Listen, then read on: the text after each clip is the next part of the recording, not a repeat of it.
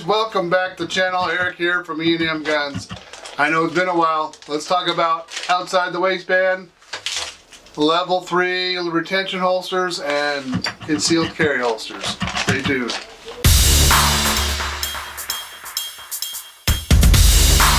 So guys, I recently took a concealed handgun class. Learned a lot from Terry. Idaho Enhanced Concealed, or I'll put his website up on my thing. Great class, good teacher. It's basically UCCA training.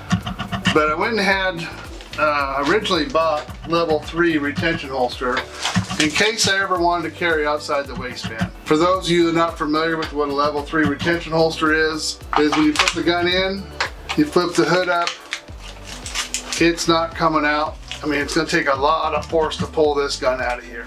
There's a button here on the side, protected by this little plate, and you push it in, it drops the hood and allows the gun to come out. So this is one, if I was going to ever carry openly, this is the holster I would carry. Next one I got was from Bullseye Holsters, local shop here in my hometown. That basically they're custom molded to your gun. So, and it says it right on the package, custom made to your gun. So it is outside the waistband. I'm a fat guy, there's no way I'm gonna have a gun this size inside my waistband.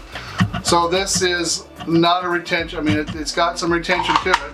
So when it clips in, I mean, you can shake the gun, it's going to stay in place. But if it's on your belt and someone sees it, they don't have to push nothing, they can just grab it from you. So this is definitely a concealed carry pistol. It's out, or holster.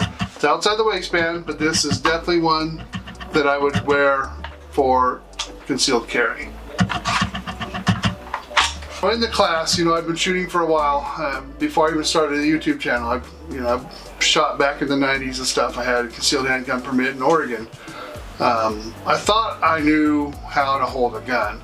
One thing I can say with getting further education, even if you think you know what you're doing, going to a class is going to help you hone those skills or refine those skills. So what I did learn is, you know, I never really thought about my hand grip. I always, you know, like this, clamping the side of it. What I learned was this thumb has nothing to do with your grip. That grip's coming from your fingers and the fat part of your meat of your thumb, your palm. The next thing I learned was by turning this fingers up and clamping in and turning my elbow down, this one pushes, this one's pulling. So it's doing that push-pull motion. As I get my sight picture, put my finger on the trigger and take up the slack, and then as I keep going through, well, here, let me rack it. As I keep going through with this motion, I move my finger down and start taking up the slack. Now I'm not slamming the trigger, now I'm just easing the trigger. And if you can see, the gun didn't move. A lot of times when you're doing this and you're slamming the trigger, you'll see either down, left, or right, depending on where the trigger's sitting on your finger. For example, if you're going in at the knuckle part of it, you can see it kind of wants to go that way. If you're at the very tip, you get the very opposite motion. So the correct grip of the pistol, the correct support hand, elbow down, pushing out, reaching in, taking the trigger, and if you watch the gun, it didn't move.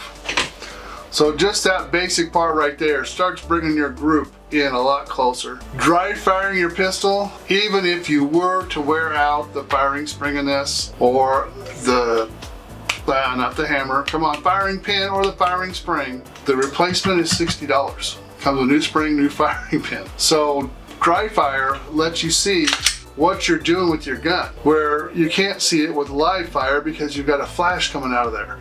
So as you bring it up, you're pushing, pulling, you turn your elbow down, you're basically locking that gun into place.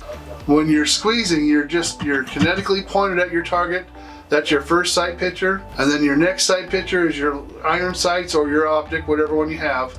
But lining that stuff up and then having the proper grip and hold on the gun is going to keep the gun mitigating that recoil and keep you back on target faster. So I learned a lot from that concealed handgun class. I've got another class I'm going to take again for the Oregon permit, because you know I have family in Oregon. I want to be able to carry my gun back there. So there's another class I'm going to take with a different instructor. He's actually going to go over, you know, concealed carry, pulling from the holster, drawing from the holster, and kinetically getting onto your target. The class I was in, the Idaho Advanced class, did not have that. We did all from the ready, low ready. This one will actually be drawing through from your holster and going out to your target. So I'm looking forward to that one that comes up May 18th. The instructor will let me film that one, so I'm actually able to bring it to you guys, which I'm kind of excited about. Also in June, he has an advanced pistol class course that he's going to teach, and signed up for that now, so I'll be able to bring that class to you guys as well. So some of these techniques, you know, it's one thing to get a firearm, it's the training that you need up top of that firearm. I mean, there's more to just being prepared, you know, to protect yourself or your family than just having a handgun. You need to have the knowledge behind what it takes to use this tool. And then when I'm talking about the knowledge behind, one of the things that Terry did stress in the class was situational awareness. And they have, and UCCA has this in their thing too, the white, the yellow, the orange, the red, situational awareness. Being able to avoid a fight or avoid having to draw your gun is probably more of a tool than the gun itself. This is kind of your last resort, you know, I have to defend myself, I can't get out of it. Versus if you're using the other tools of communication and eye contact and situational awareness, where you can kind of spot a problem before it becomes a problem, is going to keep you from drawing your pistol and being involved in offensive shooting. Correct?